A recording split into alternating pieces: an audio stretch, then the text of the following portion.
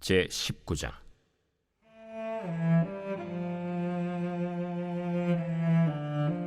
어떤 사람이 요압에게 아뢰되, 왕이 압살롬을 위하여 울며 슬퍼하시나이다. 왕이 그 아들을 위하여 슬퍼한다 함이 그날의 백성들에게 들리매 그날의 승리가 모든 백성에게 슬픔이 된지라.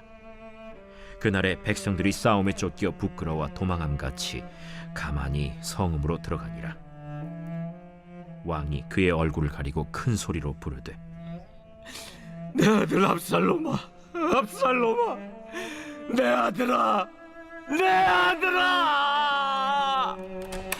요압이 집에 들어가서 왕께 말씀드리되, 왕께서 오늘 왕의 생명과 왕의 자녀의 생명과 처첩과 비빈들의 생명을 구원한 모든 부하들의 얼굴을 부끄럽게 하시니 이는 왕께서 미워하는 자는 사랑하시며 사랑하는 자는 미워하시고 오늘 지휘관들과 부하들을 멸시하심을 나타내심이라. 오늘 내가 깨달으니 만일 압살롬이 살고 오늘 우리가 다 죽었다면 왕이 마땅히 여기실 뻔하였나이다. 이제 곧 일어나 나가 왕의 부하들의 마음을 위로하여 말씀하옵소서. 내가 여호와를 두고 맹세하옵나니 왕이 만일 나가지 아니하시면 오늘 밤에 한 사람도 왕과 함께 머물지 아니할지라. 그리하면 그 화가 왕이 젊었을 때부터 지금까지 당하신 모든 화보다 더욱 심하리이다. 왕이 일어나 성문에 앉음에 어떤 사람이 모든 백성에게 말하되, 왕이 문에 앉아 계신다. 하니 모든 백성이 왕 앞으로 나아오니라. 이스라엘은 이미 각기 장막으로 도망하였더라.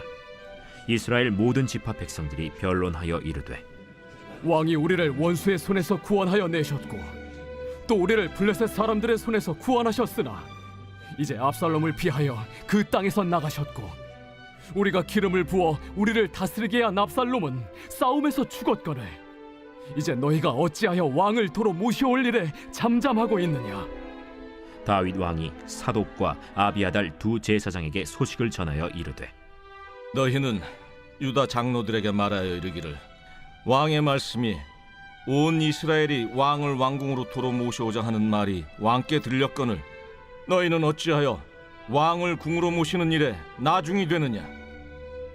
너희는 내 형제여 내 고륙이거늘 너희는 어찌하여 왕을 도로 모셔오는 일에 나중이 되리여 하셨다 하고 너희는 또 아마사에게 이르기를 너는 내 고륙이 아니냐.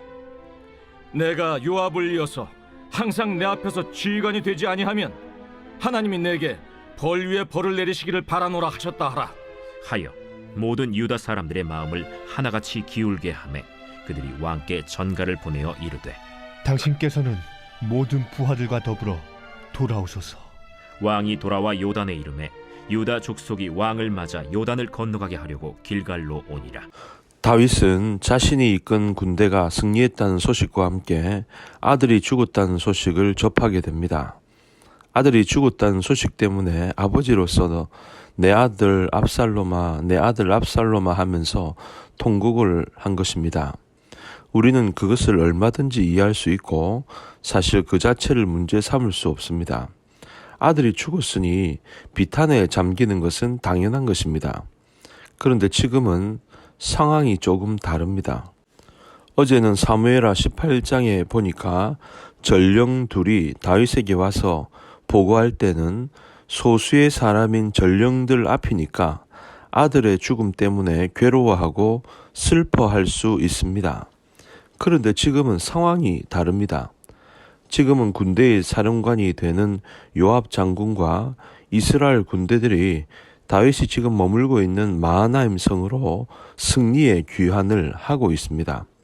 군인들이 전쟁에서 이겼다고 기뻐하면서 다윗왕 앞에 자신들의 모습을 보이기 위해서 들어오고 있는 것입니다. 한두 명도 아니고 수만 명의 군인들이 들어오고 있는 것입니다. 말하자면 승리의 개가를 부르면서 들어오고 있습니다. 그런데 이런 축제 현장에서 다윗 왕이 어떻게 하는고 하니까 자기 아들이 죽었다고 울고 있는 것입니다. 다윗이 지금 자신의 슬픈 감정을 통제를 하지 못하고 있습니다. 다윗이 왕이 되어가지고 자기 아들이 죽었다고 울고 있으니까 군인들이 그 소식을 듣고 오히려 승리가 슬픔이 되어버린 것입니다. 군인들은 아무런 죄도 안 지었습니다. 오히려 생명을 걸고 왕을 위해서, 나라를 위해서 열심히 싸웠습니다. 승리를 거둔 것입니다. 그렇다면 왕이 나와서 잘했다고, 수고 많이 했다고, 제군들 때문에 나라가 안정이 되었다고 이렇게 칭찬을 해야 하지 않습니까?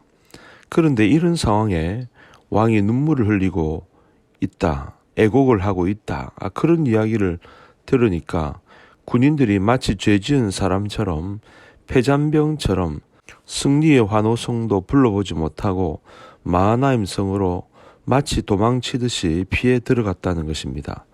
다윗 왕은 지금 군인들의 승리에는 관심이 없습니다. 자기 아들의 죽음에만 관심이 있습니다. 자기 아들의 죽음에 대한 슬픔 때문에 다른 모든 생각을 할 수 없게 되었습니다. 그래서 큰 소리로 울었던 것입니다. 만약 여러분이 군인으로 그 자리에 있었다고 생각해 보십시오.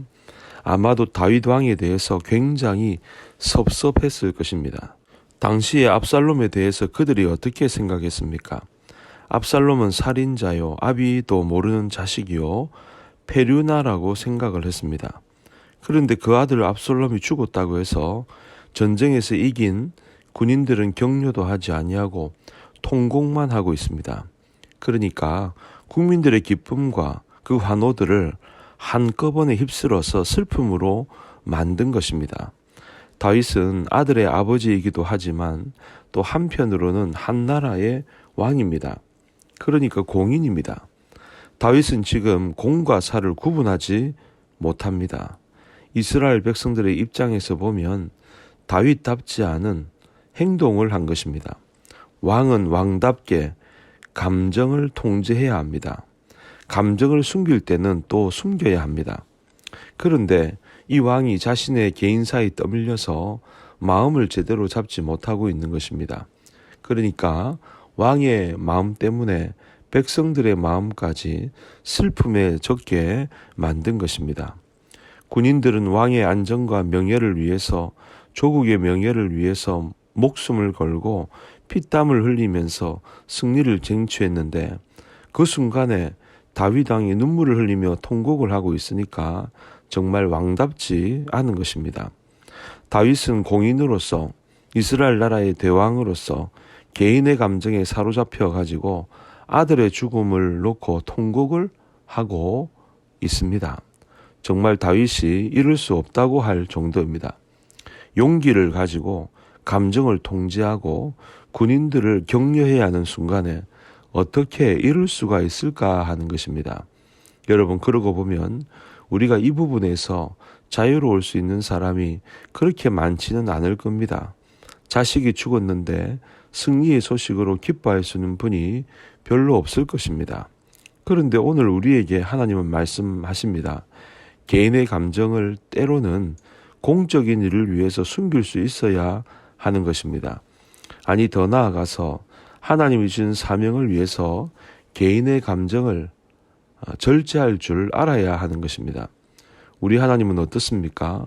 우리 인간의 죄를 용서하시고 죄에서 구원하시기 위해 독생자 예수 그리스도를 이 땅에 보내주셨습니다. 만약에 개인적인 감정이 있다면 아들을 살리고 우리 인간들을 죽여야 합니다. 그러나 하나님은 아들을 죽이시면서까지 우리 사람들을 사랑하셔서 구원하셨습니다. 이것이야말로 놀라운 하나님의 사랑 아닙니까? 그러니 여러분, 하나님의 사명을 위해서 개인의 감정까지 절제할 수 있어야 합니다. 비록 개인적인 감정으로는 너무나도 힘든 일이지만 우리의 개인적인 감정을 이겨서 하나님의 사명을 감당하기 위해서 우리의 초점을 거기에 두고 살아야 하는 것입니다. 그러니 결국 하나님의 나라, 하나님이 우리에게 주신 사명을 따라 사는 인생이 되어야지, 나 자신의 안락과 세상 나라의 욕심을 따라 사는 인생은 너무나도 허무한 인생인 것입니다. 그러므로 하나님 사명을 따라 사는 인생이 다 될 수 있기를 주님 이름으로 간절히 축복합니다.